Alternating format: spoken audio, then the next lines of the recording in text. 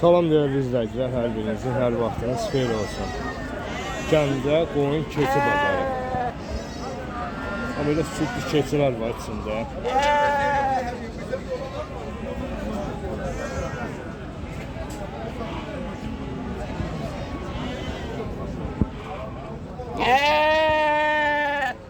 Çəpişlər var içində.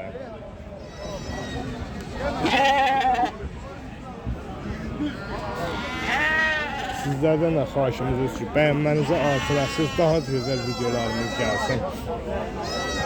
Balecədən tutmuş yetkiyə kimi nə desəniz var burada. Keçi, çəpiş, sütsüzü, belə deyək.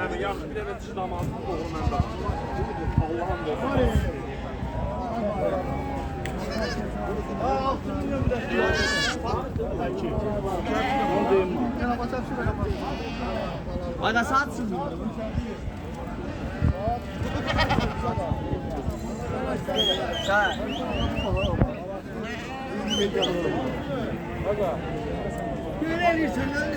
Sütlü keçi. Fariz bu neçədir Fariz? 250 manat. İçində ərəb keçisi də var. Gördüğünüz kimi.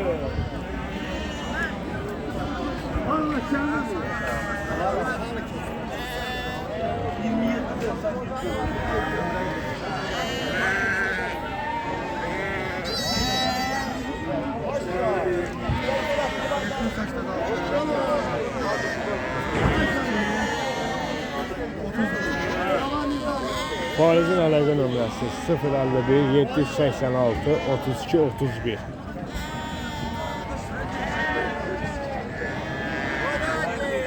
Fariz bu iki gün ən ucuz keçilər neçə ilə başlayır? En uzun fiyatı 220 manat. 220 manat. Sütlü keçilər var değil mi? Bəli.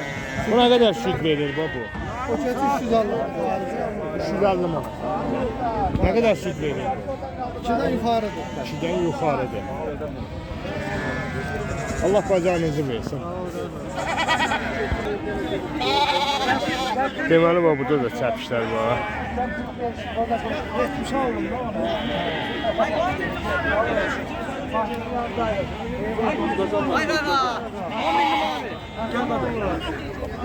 Keçilər.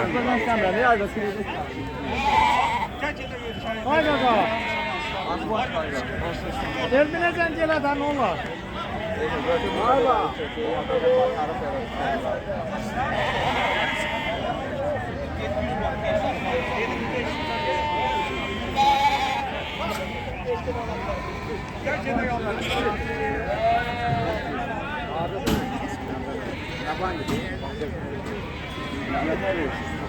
Dostum bazar olsun qodanam. Mətərsən. Neçə ilə dəfə keçilərimiz? Keçilər 270 manatdan. Balalıdır 270'e dedikləri. Bəli, balan da bax, qaymaqdır, qaymaq. Bunda çoban verəcəm, qardaş çəkə bilərsən, bax, arxını çəkə bilərsən. Bax, bu da bizim çobanımız. Bax, bu da bizim çobanımız. Onunla işim yoxdur qodanam. Sən bizə bir nömrə de də bunlara görə. 070 070 959 959 3359. 3359. 270-dən baxma belə balayla. Yekə bala ilə də, yəni Kəsliyə balayla, balaya bax. belə təhp balaları satsan neçə satarsan? Belə təhbalaları verəm 140-dan, 150-dən.